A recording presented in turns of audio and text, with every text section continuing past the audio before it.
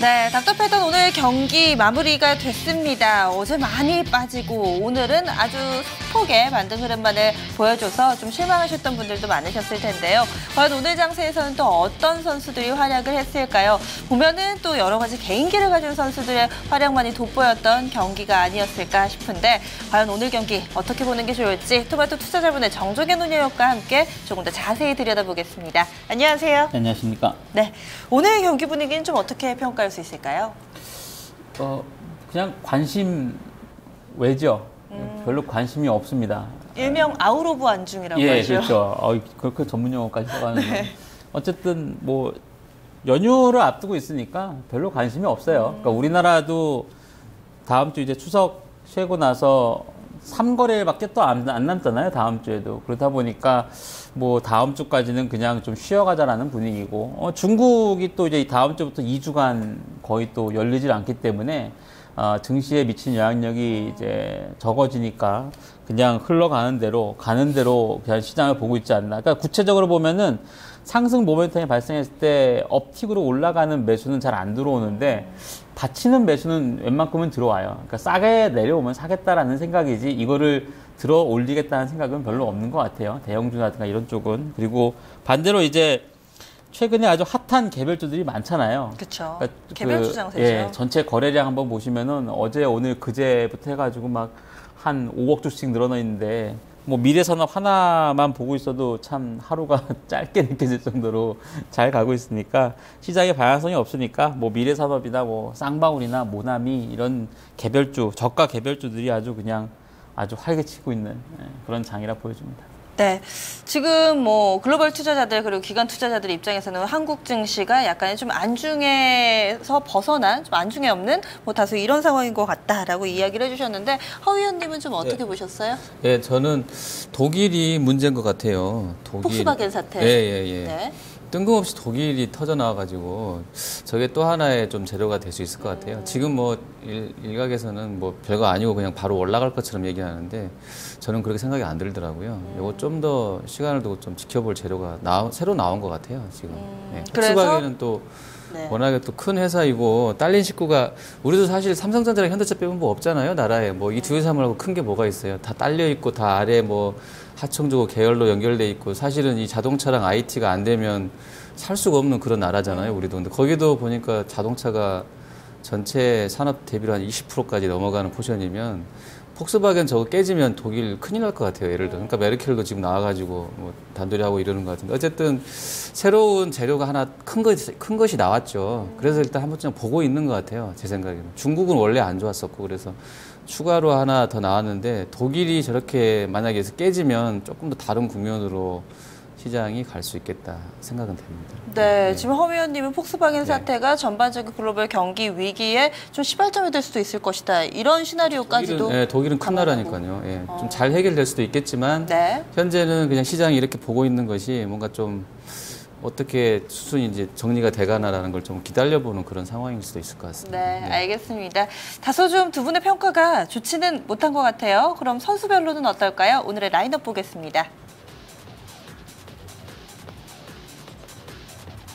네, 오늘의 1번 타자입니다. SKC, 2번 타자는 현대위아고요. 3번 타자 아모레G, 4번 타자 현대모비스, 5번은 미래산업이 차지했습니다. 6번 타자 네페스 오랜만에 이름 올렸고요. 7번 타자 C큐브, 8번 타자는 TPC, 9번 타자 산성 LNS 있습니다. 쭉 보니까 지금 좀 한동안 뜸했던 선수들 화장품 쪽도 중간중간 눈에 보이는 것 같고요. 선수들 몸집이 좀 많이 작아지기도 했네요. 어떠세요, 오늘 라인업? 네, 뭐 어제 오늘 자동차나 그 2차 전지 기업이 안 껴 있을 수가 없으니까 일단 뭐 중심 라인에 올라서 있는 것 같고 미래산업이 독특하죠. 사실은 이제 전체 유가증권 시장 거래량의 절반을 먹고 있는데 1,000원도 안 되는 주가의 종목이 지금 5위에 올라와 있으니까. 근데 3일간 상승률이 한 70% 오르지 않았나요? 한 7, 80% 올랐죠. 네, 상당히 좀 강했었죠. 지금 그 정도, 어제 상한가 그제 예, 20%. 그렇게 올랐으니까 뭐 사실 4번에 가 있어도 될 것 같긴 한데 네. 그래도 좀 그건 좀 너무하고 그래서 중심 라인에 껴 있고 나머지 이제 개별주들은 사실 지금 이제 올라와 있는 종목군들 보면 네페스, C큐브, TPC, 산성 LS 최근에 거의 몇 달간은 언급이 안 되던 대부분 다 기업들이에요. 그러니까 네페스도 저도 잠깐 오늘 많이 올라서 잠깐 봤는데 올해 연중 내내 제대로 오른 적이 단 한 번도 없더군요. 근데 오늘 아주 급등이 한 번 나왔습니다. 그래서 뭔가 이제 아래쪽 하위 타선은 의미 있는 한 방이 있었던 애들 이런 종목군들이 좀 차지하고 있는 것 같습니다. 예. 허 의원님은 어떠세요? 예, 일단 뭐 모비스 좀 눈에 띄는데요. 뭐 아침에 좀 떠서 나와서 오히려 물린 분들은 많을 것 같아요. 단기로 하신 분들은 아침이 거의 고가였기 때문에 그렇고요. 그리고 뭐 화장품 쪽도 오늘 뭐 빼놓을 수 없겠는데 아무래도 이제 뭐 아모레지나 뭐 산성 LNS나 이런 쪽들은 뭐 요크 기대감들도 있는 것 같은데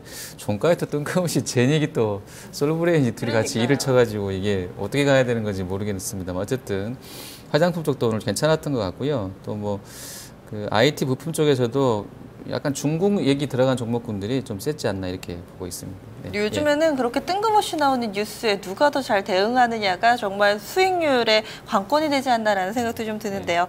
과연 이 가운데서는 또 어떤 선수들 관심이 쏠려 있을까요? 운영님의 관심 선수 네. 누군가요? 오늘 자동차주 중에서 현대위아 보도록 하겠는데 네. 좀 전에 이제 그 폭스바겐 얘기 잠깐 했잖아요. 네. 이제 뭐 독일 입장에서는 사실 이게 예를 들어서 리콜을 해야 될 만큼의 어떤 자동차의 결함이라고 하면은 그냥 리콜 쫙 해서 돈으로 쫙 뿌려가지고 묻어주면 되거든요.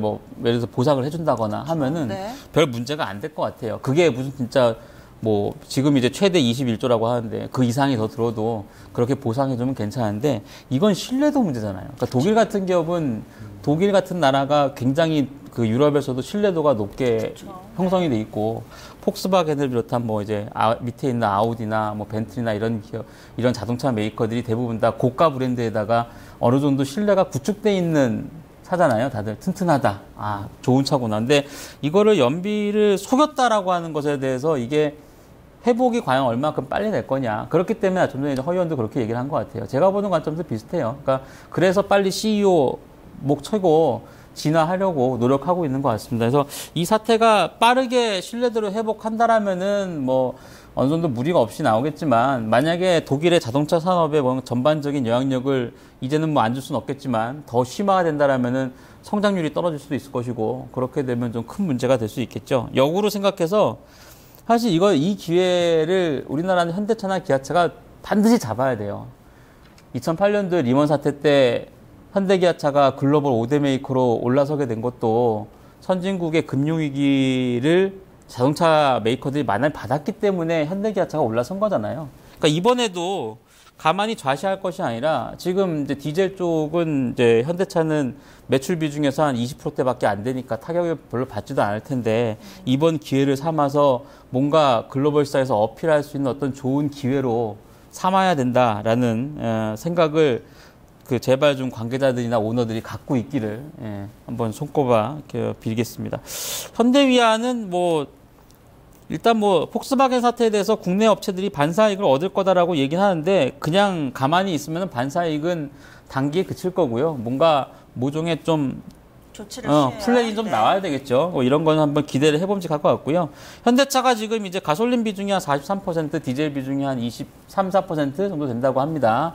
그렇게 본다라면은 뭐 우리나라 차종에 대해서도 뭔가 검사가 이어지긴 하겠지만 그런 거에서 좀 자유로울 수 있을 것 같고 지금 현대위아가 최근에 나왔던 소식을 보니까 중국 내에서 엔진 수출이 가능하다고 알려지고 있습니다. 일단 뭐 중국 공장 잘 돌아가고 있고 또한 이제 그 위안화도 평가 전화가 많이 돼 있기 때문에 오히려 이제 반사 이익을 수혜를 얻을 수 있을 것이다라고 하는 분석들이 좀 많이 있습니다. 아무래도 거기에 따라서 최근에 주가도 어제는 좀 안 좋았는데 오늘 좀 잘 오르지 않았나라고 생각이 됩니다. 예.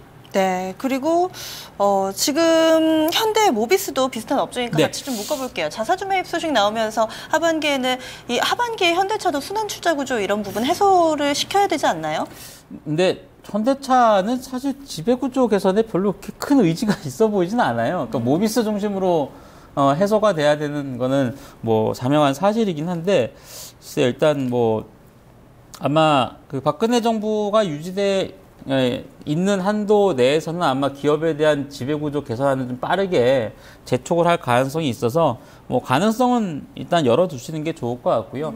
자사주 매입은 사실 이게 대형사들 우리나라 자사주 매입할 때 주가가 올랐던 경우가 별로 없어요. 삼성전자도 자사주 매입 발표했을 때 와 호재다라고 하지만 그 기간 동안에 통틀어서 보면은 주가가 올랐던 경우가 별로 없거든요. 그러니까 모비스도 제가 볼 땐 자사주 매입을 한다고 해서 뭔가 주가상 인위적인 주가가 오르겠지 생각하시면 안 되고요. 자사주 매입한다고 해도 하루에 사는 물량이 공시가 되고 그 물량이 저 밑에 받쳐놓고 가만히 있기 때문에 그로 인해서 오르진 않을 것 같습니다. 다만 그래도 이번 사태로 인해서 이제 뭐 완제품도 수혜를 얻겠지만 부품사들이 더 많은 수혜를 얻을 수 있을 것이다라고 하는 얘기들이 많이 나오고 있으니까 네. 최근의 시장의 분위기로 봤을 때는 뭐 자동차가 제일 잘 되는 그림인 거는 맞는 것 같습니다. 네. 이번에는 허위현님의 선수 보겠습니다. 네, 저는 화장품 하겠습니다. 네. 산성 LNS 오늘 9번 쳤네요. 9번. 네. 산성 LNS 갖고 왔는데요. 그냥 뭐 보다 보니까 처음에는 한국 화장품 제조를 할까 하다가 그거 갖고 욕 먹을 것 같아서 들고 왔습니다. LNS도 장중에 좋았다가 제닉 나오고 나서 좀 같이 밀렸는데요. 일단 뭐 유사한 걸로 해서 뭐 둘이 하고 있으니까 그런 것 같고요. 제닉 사장님이 왜 그거 팔았는지는 정말 저도 궁금하네요. 저도요. 예, 갑자기 왜 그래서 뭐 학과라든지 그 과거 이력도 좀 조회를 해봤거든요. 보고서에 나온 거. 근데 둘이 저 솔브레인 대표하고는 그냥 화학과 졸업했다는 거 말고는 공통점도 없고요. 성씨도 다르고 뭐 둘이 어떤 친분관계가 있는 뉴스가 나왔습니까? 제닉의 최대 네. 주주가 예. 전체 물량을 솔브레인에게 넘기게 됐습니다. 그래서 솔브레인이 이제 제닉의 최대 주주가 된 거죠. 네, 전략 나가 돼갔어요. 네. 근데 그게 주가 하락에 대한 모멘텀이 되나요? 그런데 어쨌든 간에 제닉이 종가를 오늘 보니까 밀렸거든요. 제닉이 많이 빠졌길래 네. 며칠 많이 전까지 빠졌죠. 네. 증권사 추천도 나오고 주가가 잘 올랐었는데 맞아요. 왜 이렇게 곤두박질 쳤나 하고 그게 창업한 지가 그래도 한 십몇 년 됐더라고요. 근속 연수가 한 14년 됐던데 그분이 제 대표 이름을 까먹었는데 금방 보고 왔는데 오현오 대표로 네, 알고 하여튼 있습니다. 현호인가 그랬던 것 같은데 네. 하여튼 그분이 나이도 저랑 비슷해요. 70년생이더라고요. 얼마 먹지도 않았는데 어쨌든 그거 하다가 지금 정리를 하셨는데 무슨 이유인지는 저희가 이제 모르니까 좀 네.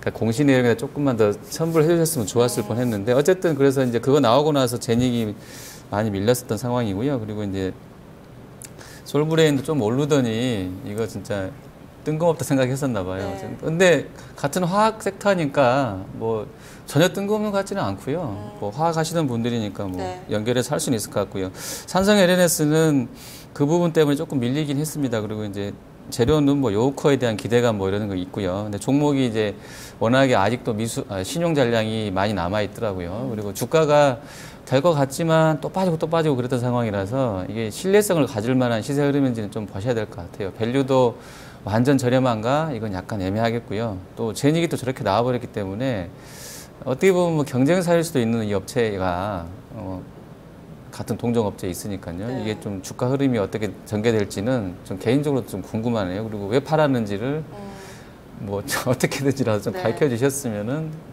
좋을 것 좋겠습니다. 예, 그렇죠. 네. 서로에게 도움이 저는 될 개인적으로는 삼성 LS 같은 이제 약간 신뢰도가 좀 떨어졌잖아요, 지금. 그러니까 지지난주인가 실적에 대한 부분에 대해서 이제 뭐 증권사가 굉장히 다운 시켜가지고 목표 주가를 반토막으로 후려쳐버렸는데 이 가시적으로 뭔가 확실하게 내세울 수 있는 뭔가 나오지 않으면 어설프게 기대감 갖고 거래를 하시지는 않는 게 좋을 것 같아요. 그러니까 예를 들어서 이번 주에 누가 봐도 중국의 국경절 연휴 기대, 뭐 아모레, 코스맥스 같은 좀 대형사들 같은 경우는 실적에 대한 안정성도 있고 하니까 그래도 뭐 조금 목표의식을 가지고 샀으면은 하다못해 몇 %라도 오를 수 있는데 지금 이제 삼성 LS를 표하면서 나머지 중소업체 같은 경우는 생각보다 많이 오른 종목도 있긴 하지만 아예 못 오른 종목도 꽤 많이 있어요. 그러니까 말씀하신 것처럼 뭐 신용 물량 관련되는 부분이라든가 아니면 너무 소형주에다가 이제 약간 좀 차트도 깨지고 하게 되면 사실 좀 오르기가 굉장히 힘들어지거든요. 그래서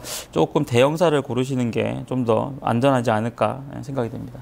안 좋은 얘기만 하도 많이 나와서 네. 제가 좋은 면에 약간 좀 편을 들면서 투자자의 마음을 대변해 보자면은 지금 뭐 실적 하향 조정 됐다고 하더라도 현재 퍼 수준이 한 25배, 23배 이 정도 수준이면 이 밸류에이션 고평가에 대한 부담 좀 덜지 않았나라는 생각을 한편에서는 네, 맞죠. 해보고요. 네, 또 다른 측면에서는 10월 1일에 자회사 프로스테맥스가 네. 이 스펙 합병 상장 되더라고요. 그럼 이 부분이 다시금 좀 맞물리면서 삼성 LNS가요? 네, 삼성 LNS 자회사가 스펙하고 이미 승인은 됐고요. 10월 1일에 또 상장이 되는데 이 부분이 모멘텀이 되지는 않을까요? 약한가요? 예, 저는 그렇게 크게 작용할 것 네. 같지는 않습니다. 특히 신용 물량이 많다는 거는 올라오면 팔겠다는 사람이 많은 거기 때문에 그 부분은 아마 주가 상승에 좀 걸림돌이 될 가능성이 좀 크다라고 좀 보여지고요. 네. 실제로 만약에 국경절에 대한 기대가 있으면은 국경절이 지나고 나서 오르는 게 아니라 그 전에 많이 오르죠. 그러니까 만약에 연휴 다 끝나고 나서 이제 와 광학객 많이 왔다 갔구나 이제 한번 오르나 이게 아니라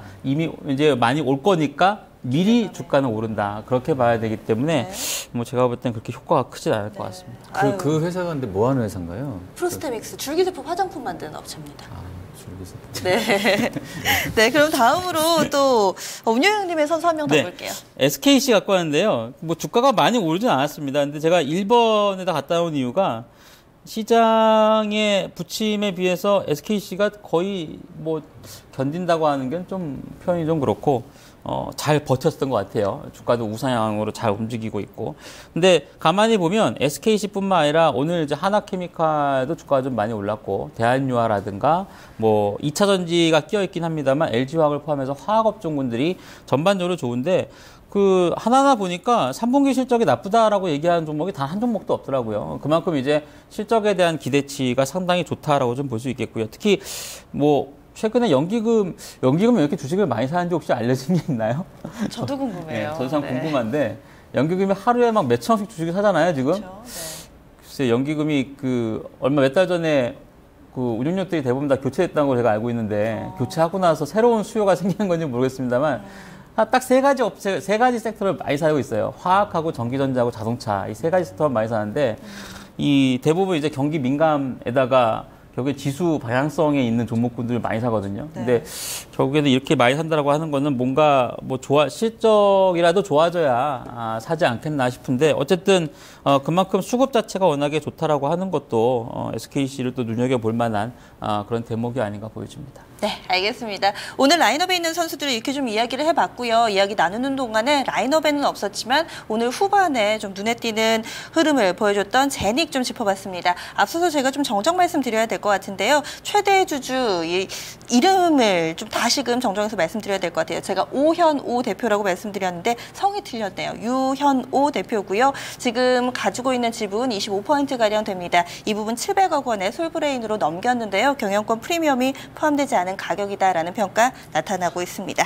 지금 선수들 쭉 이야기 나눠봤는데 어떤 선수에게 MVP 주실까요? 네, 오늘 뭐 관심 선수 중에서는 아무래도 주가 상승은 좀 많지 않았지만 최근에 역시 자동차주에 관심이 좀 많이 있으니까 현대 위아를 오늘 장의 MVP로 한번 뽑아보도록 하겠습니다. 네. 오늘의 2번 타자였습니다. 현대 위아 2.48% 전거래일 대비 상승하면서 12만 4천 원에 거래 마쳤습니다.